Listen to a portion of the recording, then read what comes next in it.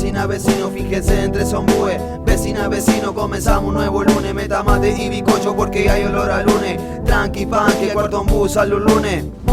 Lunes, lunes, lunes, lunes, lunes, lunes, lunes. Vuelve Julio, Juanjo y Santi, después de 5 años regresan a acompañarte. Vuelve la ensalada de rusa en su quinta temporada. No se alarmen, que no hay ningún problema. Ingeniero Gianfranco, encargados del sistema, nos acompañan en este nuevo año. Nuestro columnista top, Danilo y Bernardo. Pone quinta y acelera que vuelve a los lunes. Tranqui, papel, cuarto, un gusto, ensalada de los lunes. Lunes, lunes.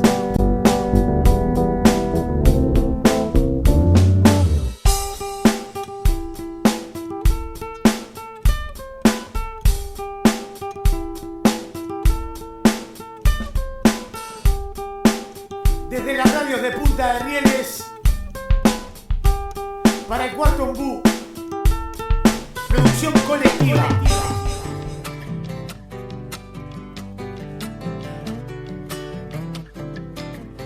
Cuando se muere la tarde pintando las algarrobas, crece en el aire el silencio y canta tu violín.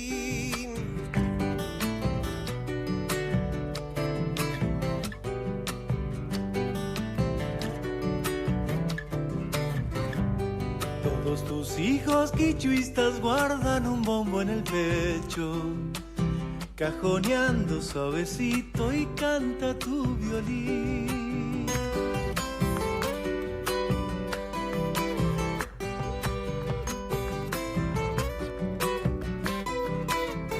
Hoy estoy lejos del pago, pero se me endulza el alma cuando lloras chacarera desde tu violín. Ay, Sisto para vecino, déjame que te acompañe con el llanto sincopado de mi corazón.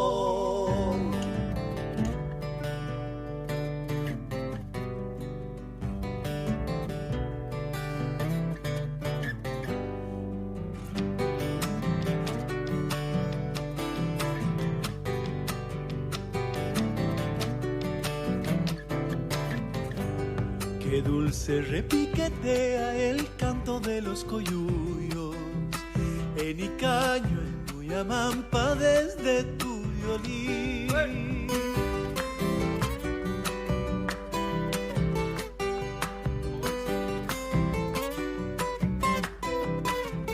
Tarareando como un rezo, yo he visto a las tejedoras con los ojitos cerrados, oyendo el violín.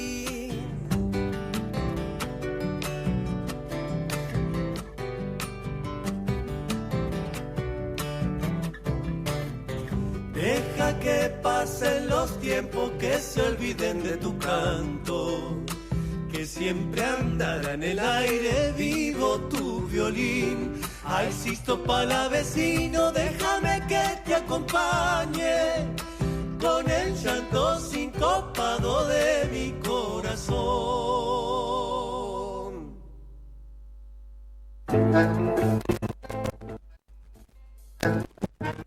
Bueno, volvemos. Nuevamente, para no ser menos, otro problemita técnico, pero ya lo solucionamos. Y escuchamos esa hermosa canción, la chacarera. Qué linda la chacarera, más una tardecita así de invierno. Y la versión de estos dos monstruos, ¿no? Que se potencian. ¿Te gustó, Justi? ¿La conocías la versión? No, no la conocía. Sí, conocía a Rayiva Renuevo. Ahí está. De Es un Santiago del homenaje Estero. a Santiago del Estero, ahí está, a Sisto Palavecino, que fue uno de los más grandes instrumentistas, cantautores del folclore argentino, loco, violinista, loco, y compositor. Es un referente para todos los folcloristas y folcloristas de Latinoamérica y del mundo. Un monstruo, un tipo que le sacaba un sonido de violín que, por favor, les recomiendo que quiera escuchar Sisto Palavecino, gran folclorista. Sin más preámbulos, Justi, vamos a ir con la primera parte del programa, que vamos a tener un contacto, que te agradezco, Justi, que fuiste el el facilitador de esto. Yo cuando estábamos produciendo la entrevista esta, Justi nos asesoró y nos dijo, puede ser por acá, por allá. Bueno, y se concretó en que vamos a entrevistar a la doctora Lucía Celios, de la Facultad de Ciencias Sociales. Sí, que además donde trabajo yo, así que está trabajo, colega docente.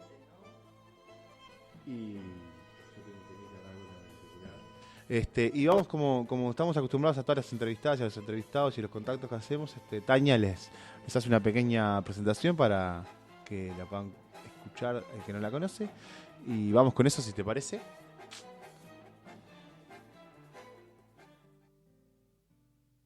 Lucía Celios nació en Montevideo el 6 de marzo de 1977.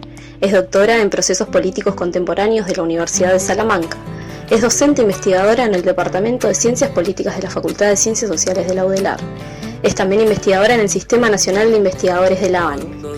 Ha realizado múltiples publicaciones e investigaciones sobre la representación, el sistema de partidos, la opinión pública y las élites políticas en América Latina, entre otros. Y es un gusto recibirla hoy en Ensalada Rusa para conversar sobre las recientes elecciones internas, cómo está la campaña electoral actualmente y la próxima elección nacional.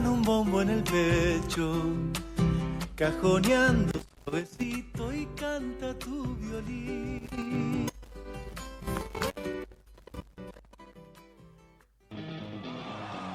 Hola. Hola, Lucía. Hola, sí. ¿Nos escuchás bien? Los escucho fantástico. Bueno, qué suerte, porque te cuento que este último mes hemos tenido distintos percances técnicos que los hemos podido sobrellevar de a poco y estamos contentos que nos puedas escuchar. Es todo medio a pulmón lo de esto, hacer radio comunitaria. Y como decía la presentación y le comentaba a la gente que mientras hacíamos la producción de este contacto, justo se dio la casualidad que ahora el que nos acompaña hoy fue el facilitador de esto, Martín González. Y nada, agradecerle a Martín y agradecerte a vos por tomarte un tiempo para que te molestemos un rato. Bueno, no, ninguna molestia. Buenas noches entonces, Santiago, Martín, a todos los que estén escuchando. Y bueno, las dificultades se van solucionando. Estas cuestiones, no sé por dónde quieren empezar a charlar sobre esto, que a mí me apasiona y que hay un montón de cosas para analizar y para poder mirar para atrás y para adelante, ¿verdad? Sin duda. Ya comenzando sobre qué son las elecciones internas, las de junio. En realidad, la legislación dice que son internas, pero son primarias, porque lo que intentan hacer es seleccionar al candidato, selecciona el colegio elector, pero el candidato que va a ser futuro candidateable por cada uno de los partidos. Las elecciones internas forman parte de la reforma de una nueva legislación, que es la reforma constitucional del 96, que se aplica a partir del 97 y que además empieza a funcionar la primera elección de cuando es electo Jorge Valle en el 99. Y bueno, antes en realidad lo que había era una acumulación por sublemas. Esto quiere decir que ganaba el candidato más votado del partido más votado. Entonces, había en los partidos fundacionales un montón de candidatos con diferentes programas, con alas más de izquierda, más de derecha, y se presentaban todos a la elección de octubre. Iban acumulando de diferentes formas. Las internas lo que hacen es tener una selección previa para que todos los partidos fueran con candidatos únicos. El Frente Amplio desde el 71 siempre tuvo candidaturas únicas y programa único, pero no así los partidos fundacionales, o bueno, llamados tradicionales para algunas. Lo que pasa es que el Frente Amplio también es tradicional hoy día porque ya es un partido viejo, donde... Pues, además de eso, ¿no? ¿Qué marcan los resultados, además de las candidaturas presidenciales y por supuesto un mínimo de adhesiones para ser candidatos a presidente en octubre del año 2019 y en mayo de 2020, si no me equivoco, ¿no? Sí, claro, porque tenemos también en esta elección, no solamente se elegía el órgano deliberativo nacional y el candidato, sino que también se elegía el órgano deliberativo departamental, esto es, las convenciones que van a nombrar a los candidatos a intendentes. Entonces, tenemos por un lado el electorado que él eligió la candidatura, resulta un candidato, una fórmula presidencial, una por cada uno de los partidos, que esto, como les decía, si bien nos parece que ha sido siempre así, no lo ha sido, es bastante nuevo en el sistema político, y después también da la potestad a las convenciones departamentales para elegir posteriormente, de camino a mayo, el candidato a intendente de cada uno. Por eso, en muchos lugares, el otro día que escuchaba a Antonio Cardel en una ponencia, en muchos lugares del interior se votó más al órgano deliberativo departamental que al nacional, por ejemplo. Porque es lo que después termina resolviendo quién se puede candidatar a intendente, por ejemplo. Exacto.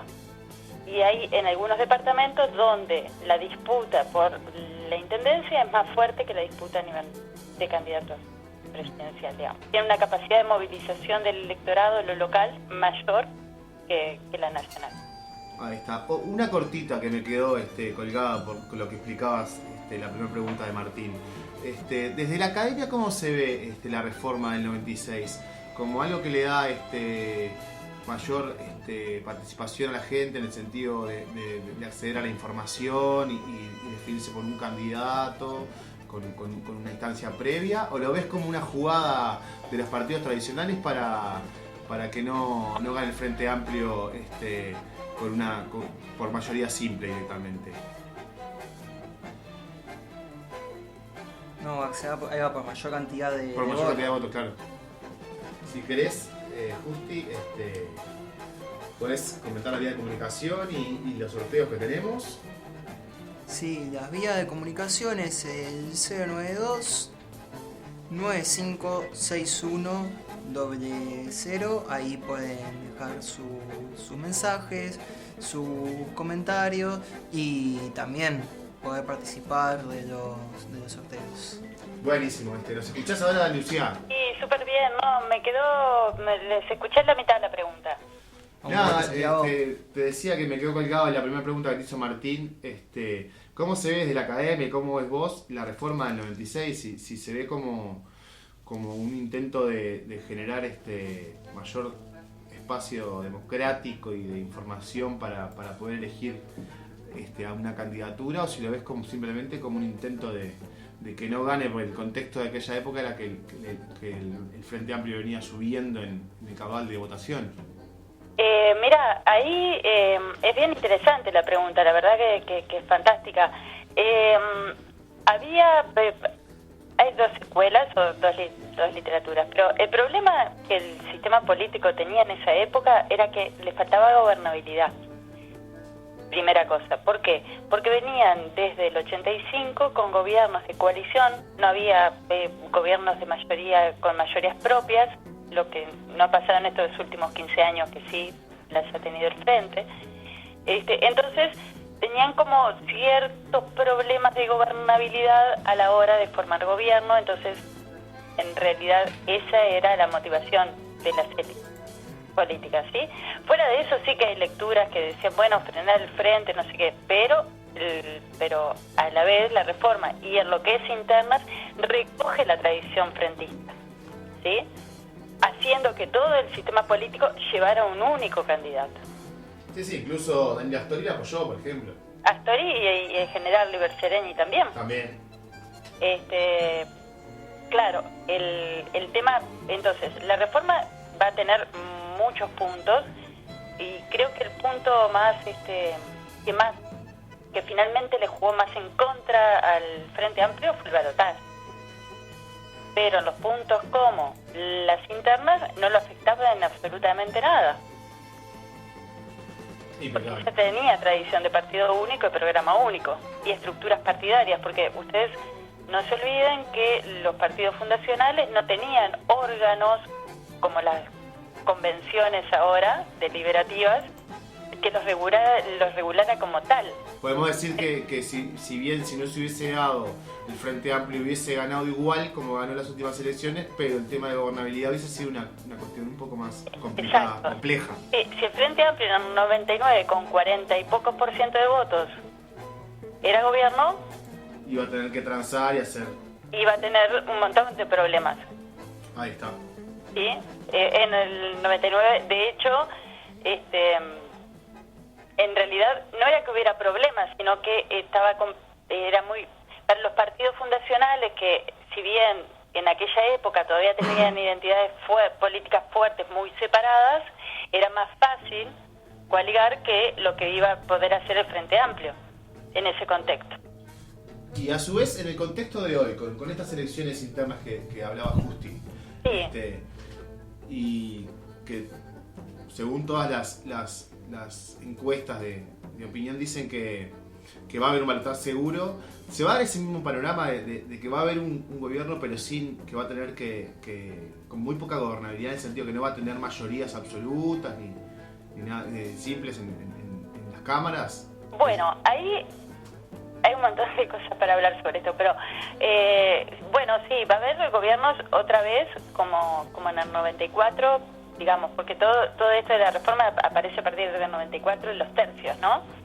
Todo pinta de que el Partido Colorado está creciendo y que va a ser una alianza grande con el Partido Nacional. Después tenemos ahí a Cabildo Abierto, que no se sabe muy bien qué rol va a jugar, y bueno, esta disminución del Partido Independiente. Pero a lo que me estabas preguntando es, sí, puede que un partido no tenga mayorías propias, pero tanto el Partido Nacional como el Partido Colorado han tenido experiencias de coalición de gobierno. Y entonces, el tipo de coaliciones de gobierno puede ser de diferentes maneras. Por ejemplo, no sé si están enterados de lo que está pasando en España ahora, aunque el sistema no es presidencialista, es parlamentarista. Sí, que la segunda vez se tienen que darle... Claro, pero el tema es que Podemos quiere que el PSOE le dé ministerios. Eso ataría una coalición más fuerte a nivel legislativo. Pero si no le da ministerios, o sea, si no le da participación en el Ejecutivo, ¿tá? El gobierno tiene la tarea, el partido minoritario en el gobierno tiene la tarea de ir atando punto por punto, ley por ley y haciendo ciertos acuerdos. Claro, eso en el caso de que permita la resolución de favorable a un candidato del PSOE, en este caso, ¿no? Dentro del Estado español. Claro. Bien. Por ejemplo, pero esto es...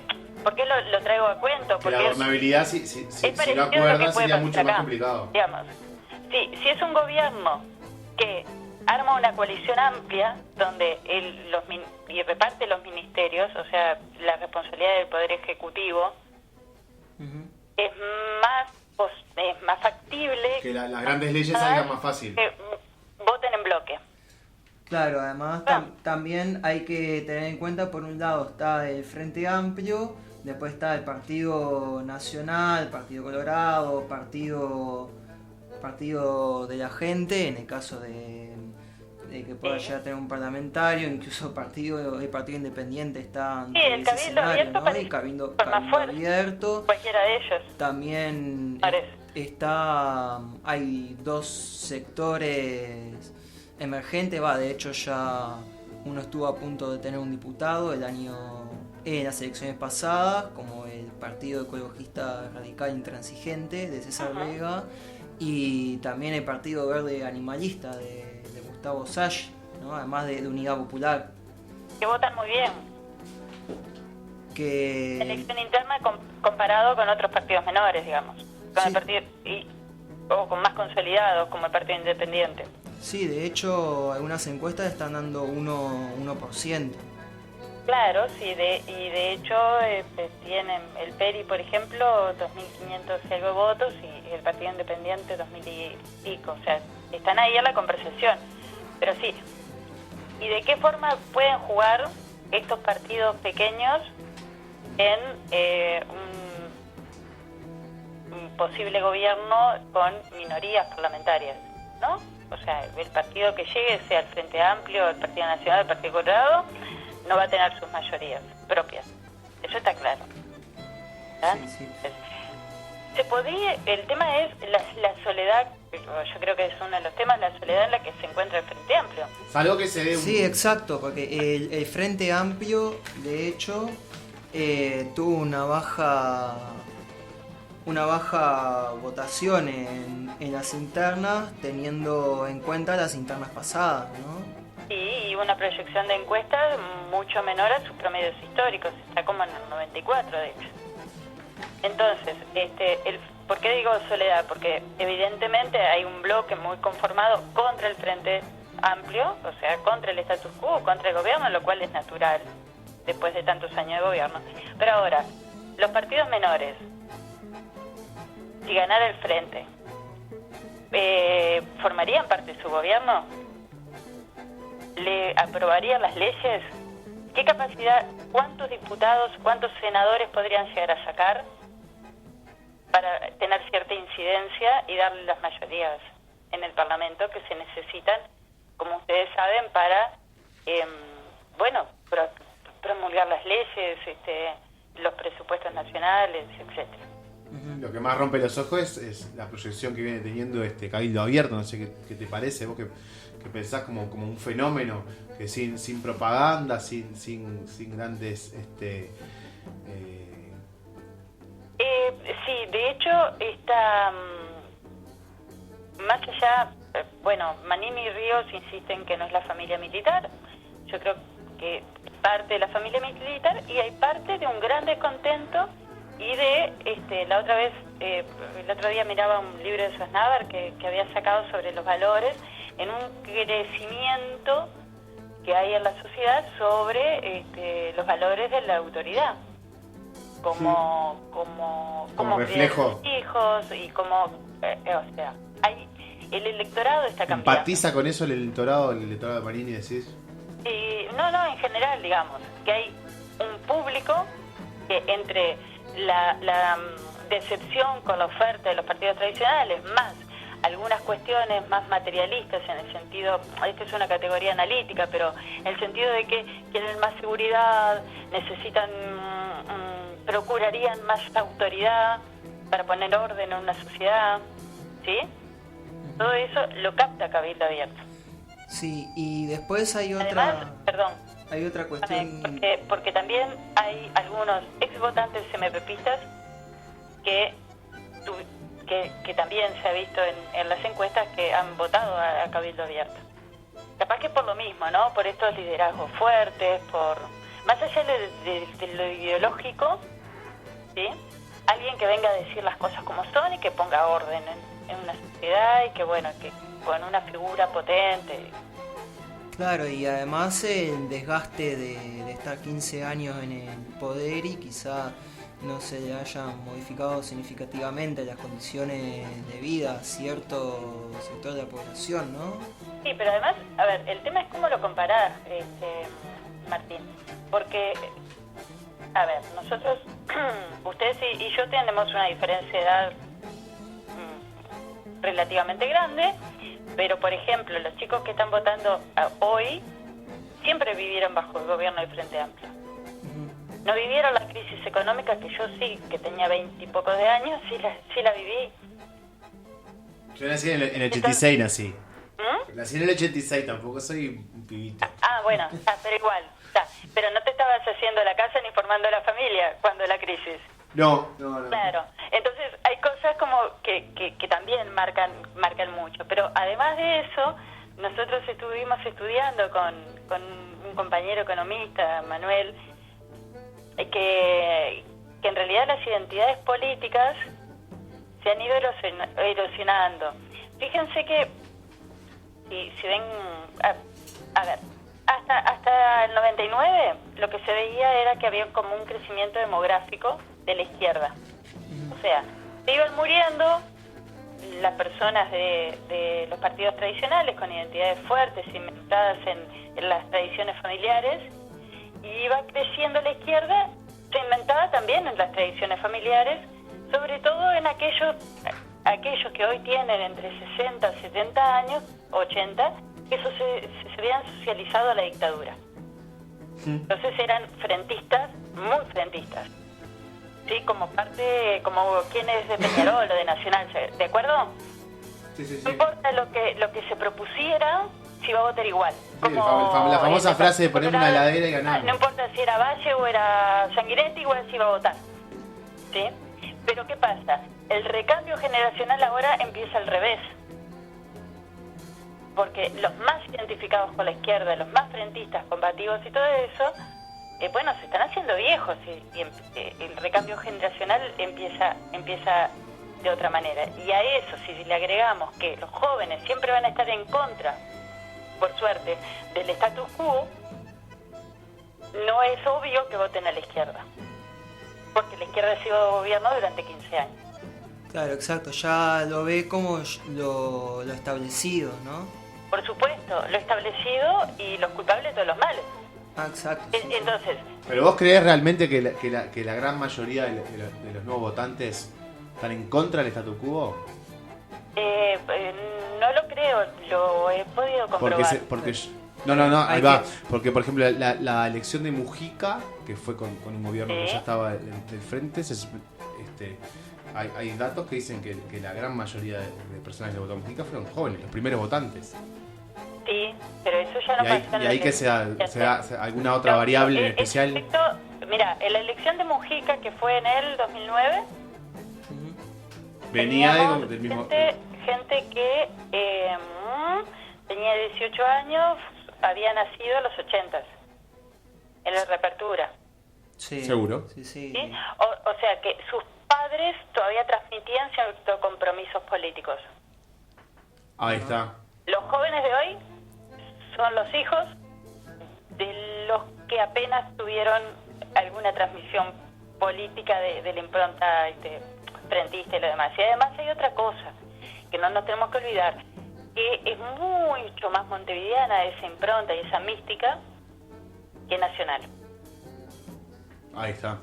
¿En qué sentido? En votantes. Claro. En el sentido de los nuevos votantes. Por ejemplo, la nueva agenda de derechos, el tema de los derechos de las mujeres, incluso el no a la baja en su momento, fueron movimientos muy montevideanos. ¿Sí? Entonces, la construcción que incluso nosotros...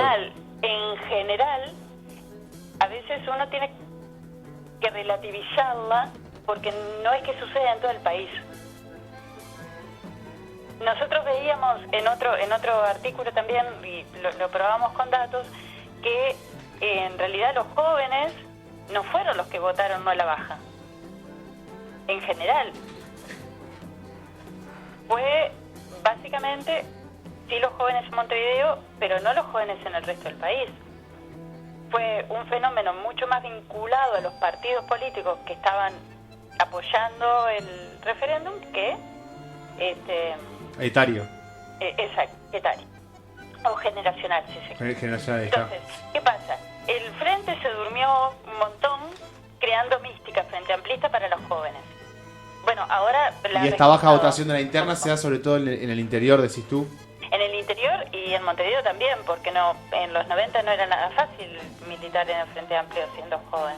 Claro, y además también determinadas rupturas de los jóvenes con el Frente Amplio tomándolo como lo establecido, tanto hacia esas nuevos grupos, como puede ser Cabildo Abierto, entre otros, y no sé si también hacia la izquierda extra frente amplista o hacia el voto nulo o el voto en blanco.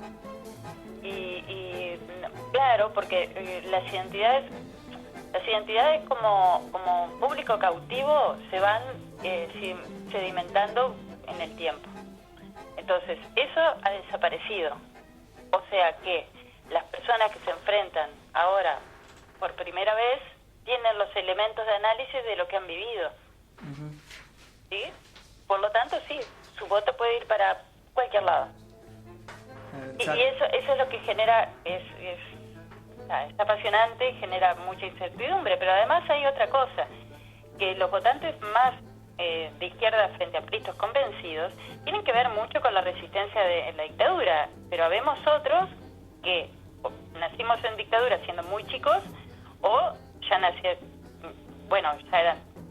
tenían poca edad o teníamos poca edad cuando empezó la democracia. Entonces, tampoco hay en nosotros una identidad muy fuerte que nos ate a seguir votando ese partido. ¿Sí? Bien, Son más bien críticos. Y ahí viene todo un tema que se puede ver de que desde el 2015 para acá hay una caída en los índices de apoyo a la democracia, de satisfacción con el funcionamiento del gobierno, sí, que es bastante preocupante y que hace que se genere el fenómeno de malestar, descontento, y eso puede tener diferentes consecuencias, más allá de lo generacional. Ahora, porque ya los cuarentones tampoco tenemos identidades políticas tan fuertes como tenían los cuarentones en el 99. Claro, exacto.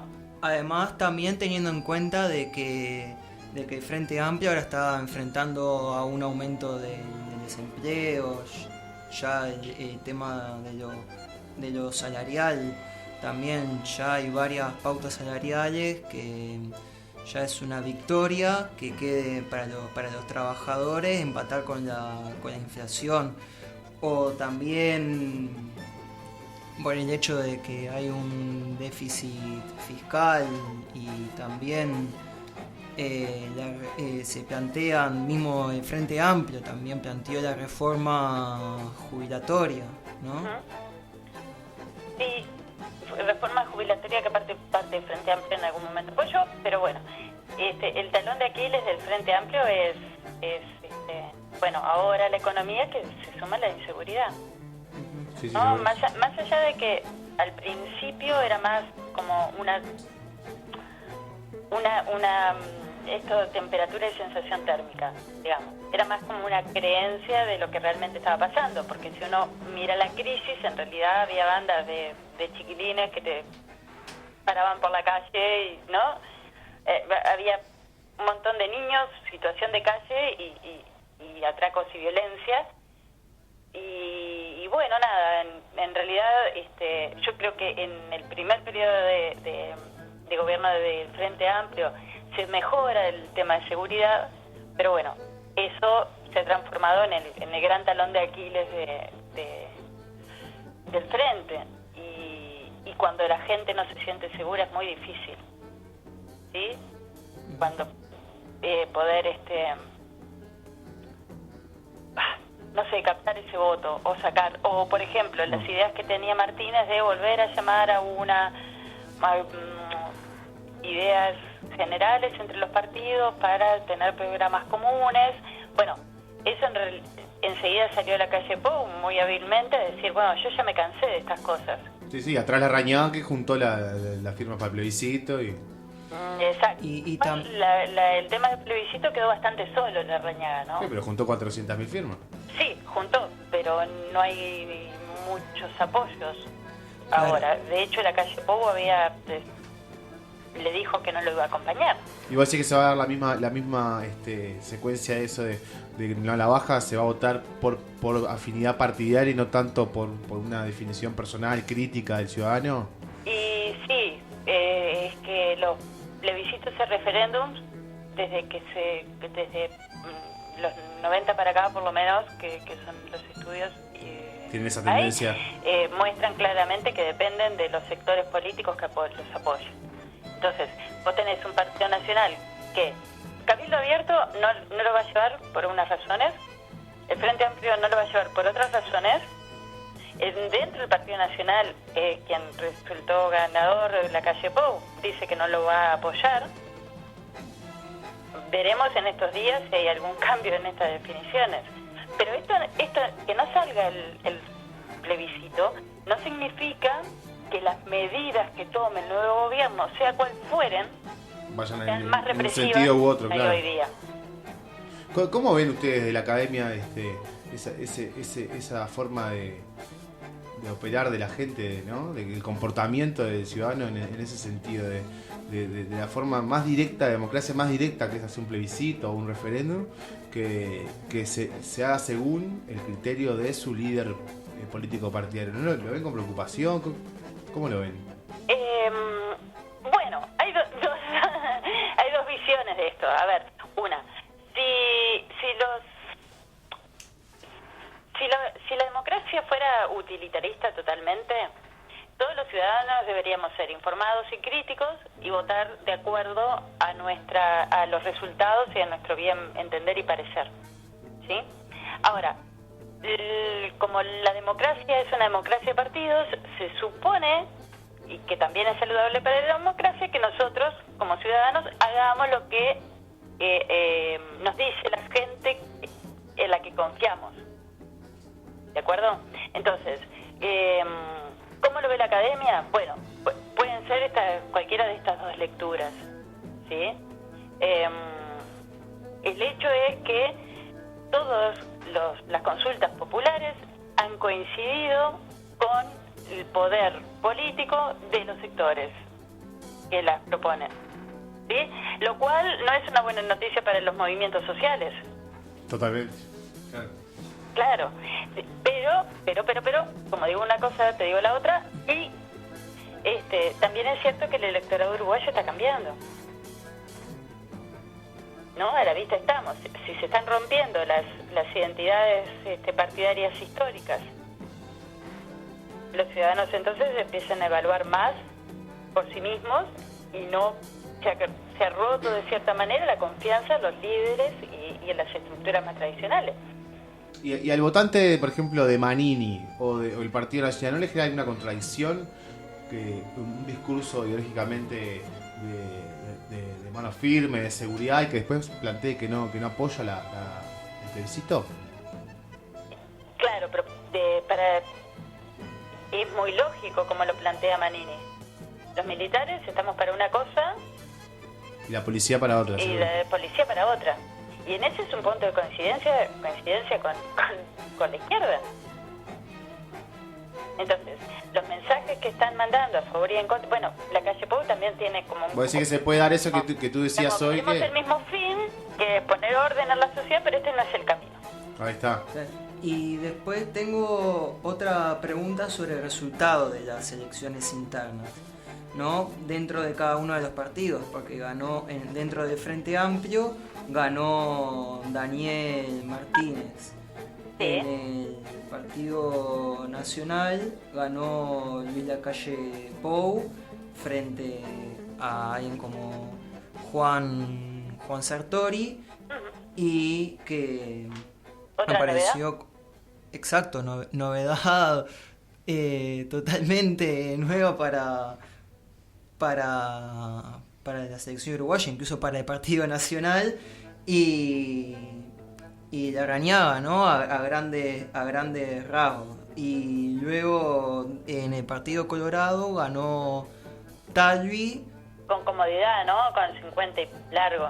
Claro, exactamente, cuando hasta hace unos meses las encuestas le estaban dando una victoria a Sanguinetti, ¿no? Pero, en fin, la victoria dentro de los tres principales partidos, frente a tendencias, por ejemplo, dentro del Partido Nacional y dentro del Partido Colorado, contra Sanguinetti, por ejemplo, dentro del Partido Colorado, frente a Sartori y Luis Lacalle Pou, con un discursos bastante moderados, ¿no? En varios sentidos. Hay una tendencia de votación, digamos, hacia el centro dentro de cada partido, no tanto hacia propuestas extremas.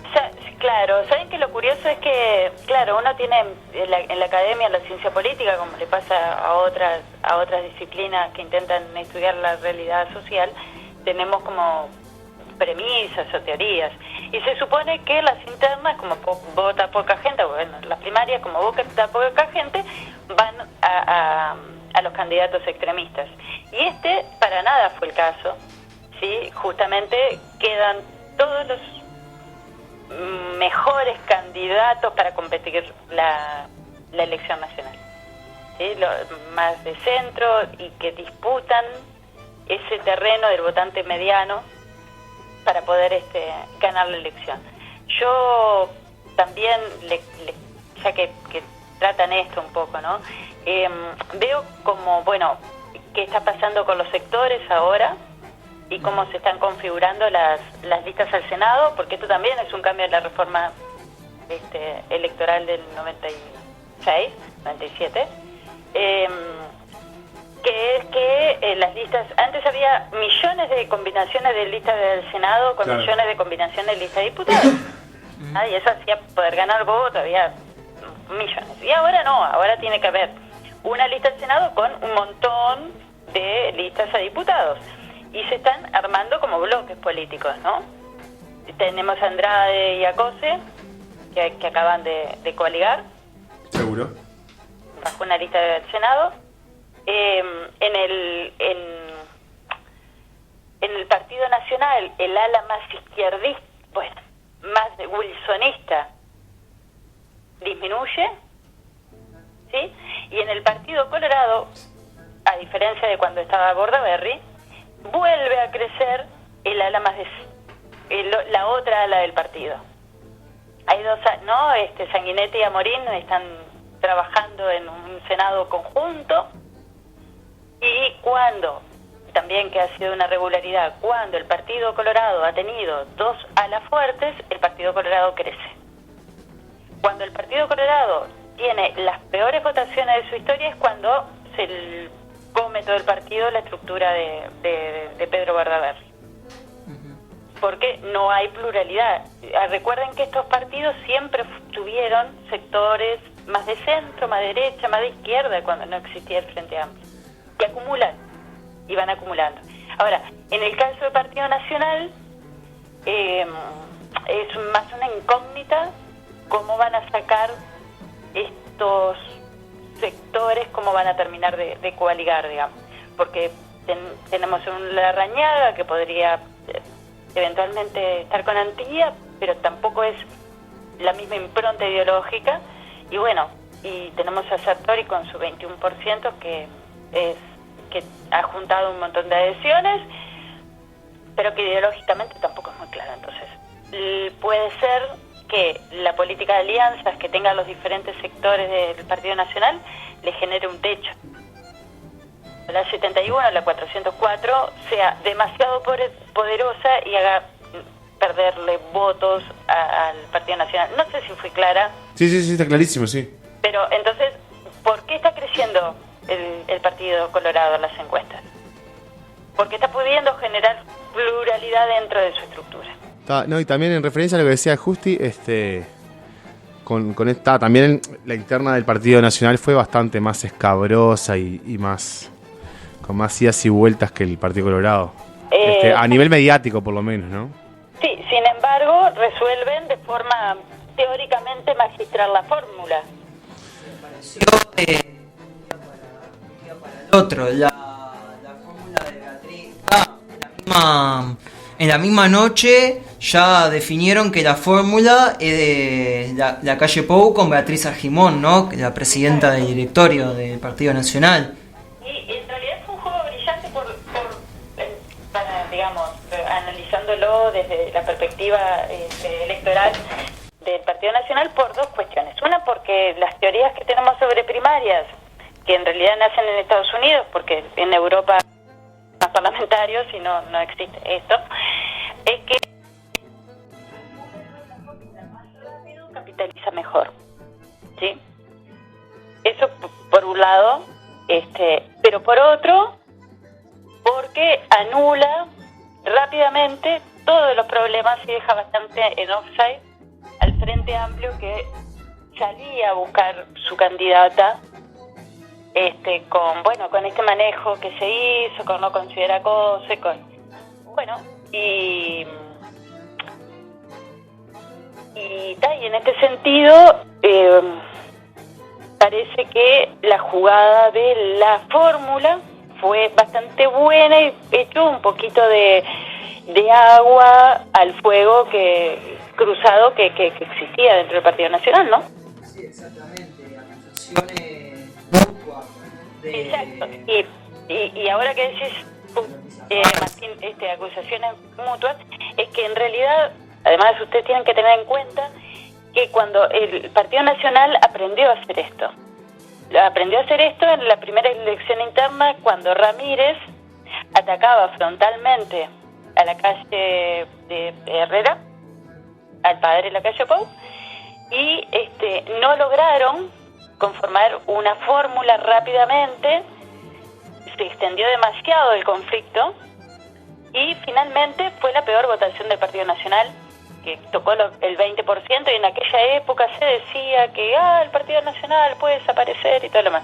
Entonces, el Partido Nacional ya había tenido problemas con el tema de las fórmulas y bueno, y lo tienen bien estudiado, ¿no? Digamos, a cómo resolverlo de manera que les sea más eficiente para sus electorados, lo cual está muy bien, porque de eso se trata la política y los políticos tienen que ser astutos.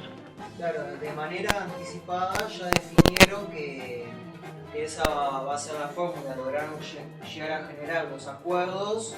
Exacto. Para que sea esa fórmula, caso contrario del Frente Amplio, ¿no? Por supuesto, porque el Frente Amplio tiene una tradición que si bien... El plenario lo define, se supone. Claro. Y otras cosas además, porque fue unos idas y vueltas, que Daniel Martínez se reúne con tal o cual.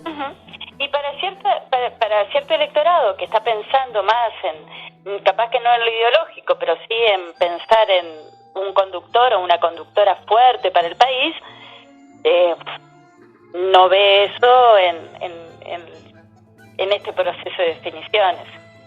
Seguro. Además una figura que no es tan conocida como Graciela Villar. Sí, no es tan conocida. Igual Sartori se hizo conocer en 2 meses. Así que en ese sentido.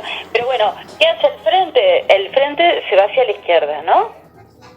Sí, y se dan como muchas paradojas también, porque con las variables esas de tiempo, dinero, publicidad, Manini tuvo una de las mejores votaciones también. Y a su vez también con eso que dijiste de que el primero que hace la fórmula por lo general gana, y con la cuestión de hacerla rápido, con una mujer, por ejemplo, todo lo que comentaste de que el Talvi fue el que mejor laburó durante las internas, demoró, todavía está, la corte tiene que expedirse, el pleno, y a su vez eligió un hombre. Sí, el tema es que... Como muchas paradojas, lo de Manini, lo de Talvi, vienen bien, bajan, suben. ¿Cómo ves que se va a terminar resolviendo esto en el electorado? La corte dijo que sí hoy, así que lo escuché hace un ratito, que puede ser candidato. Después creo que tiene beneplácito de los otros sectores la fórmula colorada. Silva tiene el apoyo de los otros sectores, a diferencia de Villar, que tuvo sus resistencias al principio, ¿sí?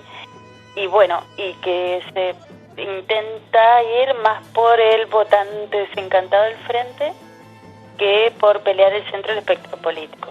Entonces, teniendo en cuenta la trayectoria gremial, ¿no? Y sindical de Graciela Villar. Sí, y su discurso, que para quien haya votado al frente o se sienta frentista, la verdad que es muy atractivo.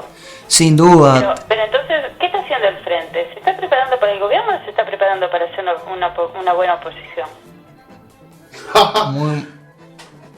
Muy buena pregunta y bastante incierta, bastante incertidumbre, por así Porque decirlo. si se estuviera preparando para el gobierno, como hizo del 99 al 2004, se estaría centrando en los votos de centro, que en esto común que dijiste que tenía la calle, Talvi.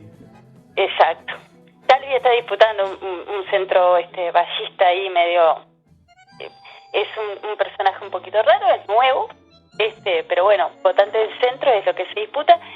Y además de todo, para culminar el plato, digamos, el panorama, también escuchando a Ignacio, que tuve el placer de comentarle un libro a Sanz Navar, Sí. Él decía que el electorado en el 2000, es cierto, esto ya lo habíamos estudiado, en el 2004 se mueve a la izquierda y ahora se mueve a la derecha. O sea, la distribución sigue siendo el centro, la mayor parte de la gente, ¿sí? Pero ha disminuido la gente de izquierda. Por Ahí eso está. era mi pregunta. ¿Qué está? Y vos no ves que el frente está haciendo cosas para pulsar para el otro lado para esa gente que se está yendo hacia la derecha. O para preparar una buena oposición desde la izquierda. Ahí está.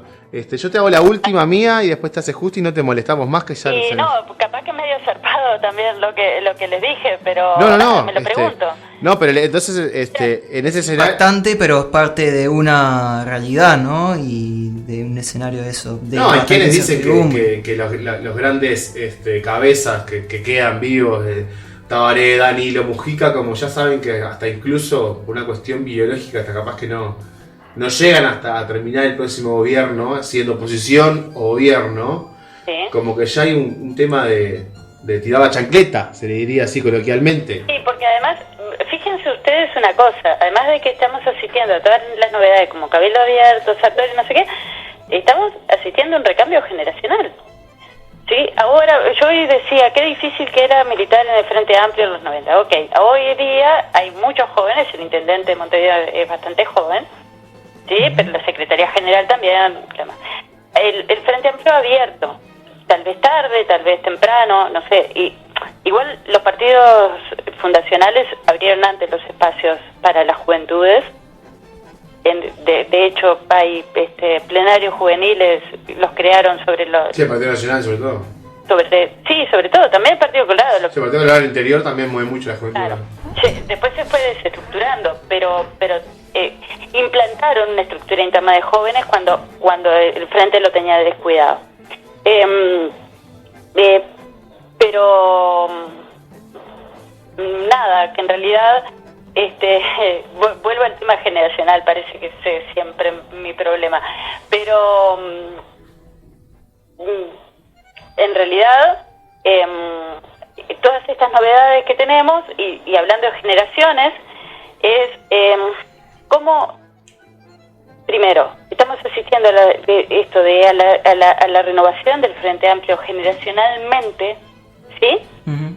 Porque ahora están muy grandes los referentes históricos, pero no son los delfines a los que ellos les hubiera gustado dejar la posta. Seguro. ¿Sí? No sé si ellos tuvieron la capacidad generacionalmente. Que el proyecto en realidad había sido dejarle la posta a Sendik. O no. Bueno, sí. Bueno, es una de las líneas de... Era una de las líneas. Cuando se empezó a pensar, pero esto fue la elección anterior. ¿Y antes? Está, pero se supone que la elección anterior era para potenciarlo para que hoy sea el candidato y no Martínez. Sí, por supuesto, por algo... Pero pasó lo que pasó y vos decís que no se preocuparon en generar otro.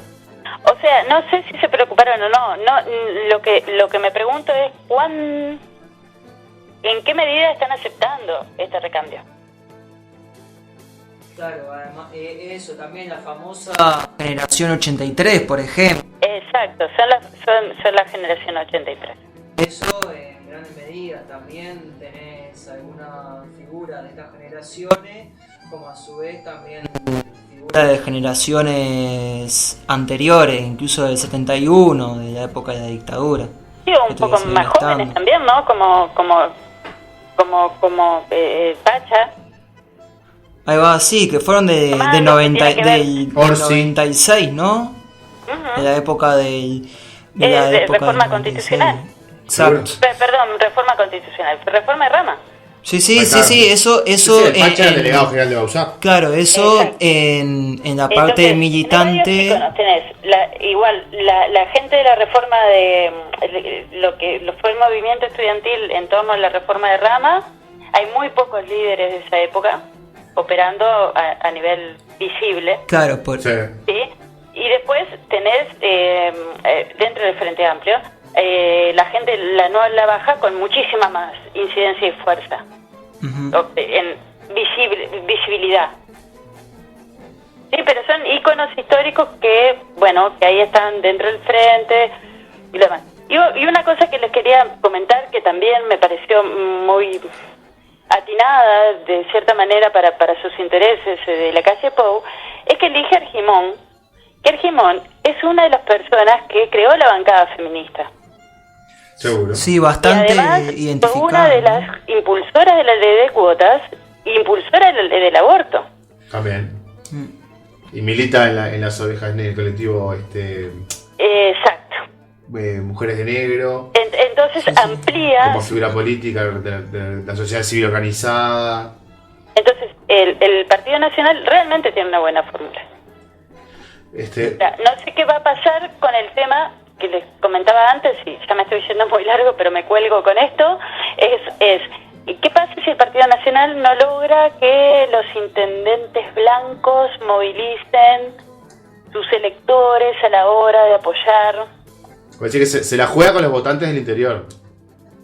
Y bueno, pues es la mitad del país, Ahí está. claro. O sea, ¿qué pasa con el capital político de Larrañaga, digamos? Con esa sensibilidad wilsonista.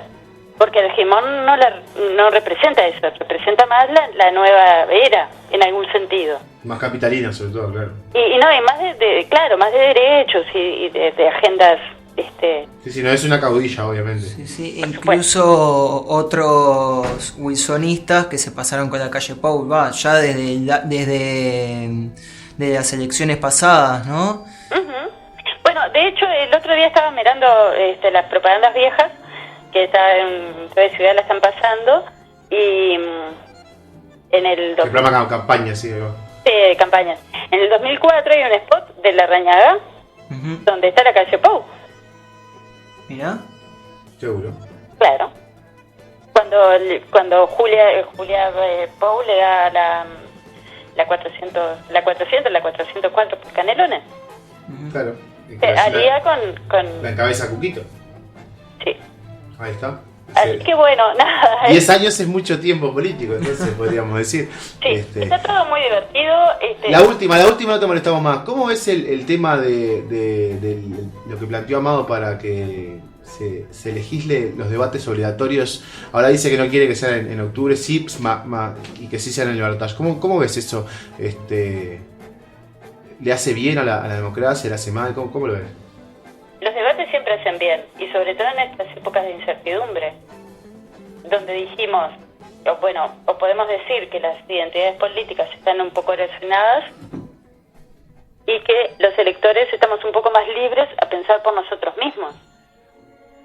Claro. Entonces, un debate como pasó ya con Andrade y Talvi, que crecieron los dos, y el mal debate entre Cose y Larrañaga, que perdieron los dos, bien valen la pena. Ahora, el tema de reglamentarlo, y si era el primero con el segundo, digamos... Según la votación, el anterior, etcétera. Eso es más bravo. Sí. En realidad, hubiera sido mucho mejor hacer un debate, obligar a un debate entre todos los candidatos. Sí, de hecho, Estilo debate español. las elecciones pasadas hubo un debate, ¿no? Entre Sí, al que no fue Tabaré.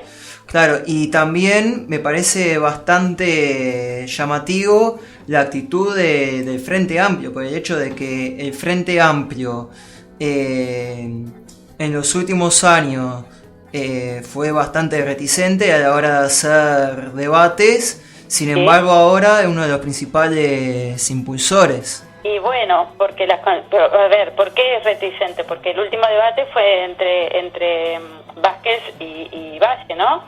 Y realmente lo ganó Valle a ese debate. Claro, entonces no... Pero claro, cuando uno está en condiciones de ganar, no quiere debatir. Exacto, porque Cuando podría uno llegar a está en arriesgar. posición de perder, obviamente que quiere debatir. Ahora, hay otra cuestión que está detrás de todo esto, que a mí me parece re bueno de los debates, y ojalá que se hagan más allá de la legislación, porque creo que tal vez con el recambio generacional de los líderes políticos, espero que también cambie esto, que es lo siguiente.